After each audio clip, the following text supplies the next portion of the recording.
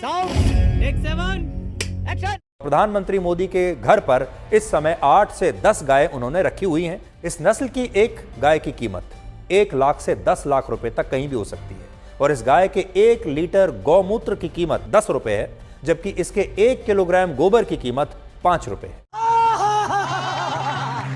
ये सब क्या देखना पड़ रहा है? अच्छा है मैं अंधा हूँ। तो भैया देखा, पहले केवल न्यूज के नाम पर हिंदू मुस्लिम की ही खबरें देखने को मिलती थी, लेकिन अब तो न्यूज के नाम पर गोबर और गौमूत्र का रेट भी देखने को मिल रहा है। क्योंकि लल्लन भैया अब की बार विश्वगुरु ने गाय और सांडों को चारा खिलाया है, तो उसकी मार्केटिंग के लिए इन लोगों को कुछ न कुछ तो करना ही पड़ेगा। वैसे भैया इस खबर का विश्लेषण करते वक्त अगर किसी एंकर ने स्टूडियो में थोड़ा सा भी गोबर और गौमूत्र का सेवन कर लिया होता तो प्रचार प्रसार में थोड़ी और जान आ जाती। वैसे लल्लन भैया एक बात समझ में नहीं आया, सिर्फ चारा खिलाने के लिए विश्वगुरु ने इतने महंगे सांड और गाय क्यों मंगवाए? यही काम तो ये किसी चौराहे, किसी नुक्कड़ या किसी गांव में भी जाकर कर सकते थे। भैया इसमें भी विश्वगुरु का मास्टर स्ट्रोक था, क्योंकि विपक्षियों से ज्यादा खतरा तो इन सांड और गायों से होता है। क्योंकि लोगों को देखकर जब ये लगते हैं गुर्राने, तब हालत कैसी होती है ये आम जनता ही जाने। ये बड़ी अच्छी बात कही आप।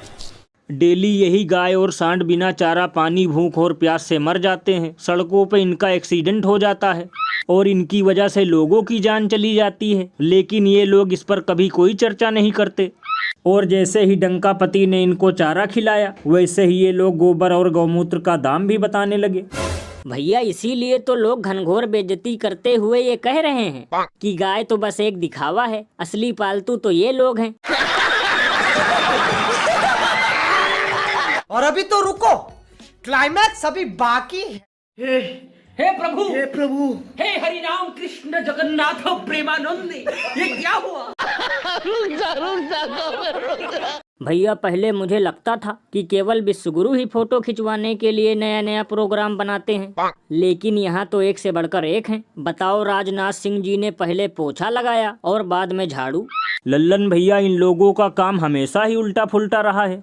जैसे पहले सांडों से खेतों का सत्यानाश करवाया और बाद में 5 किलो राशन का चूरन पकड़ाया। अरे बाप रे, ये तो धोती खोल रहा है। वैसे लल्लन भैया इसमें सबसे ज्यादा गलती खुद पास में खड़े लोगों की है, क्योंकि हो सकता है राजनाथ सिंह जी को ये पता ही ना हो कि पहले पोछा लगाया जाता है या झाड़ू।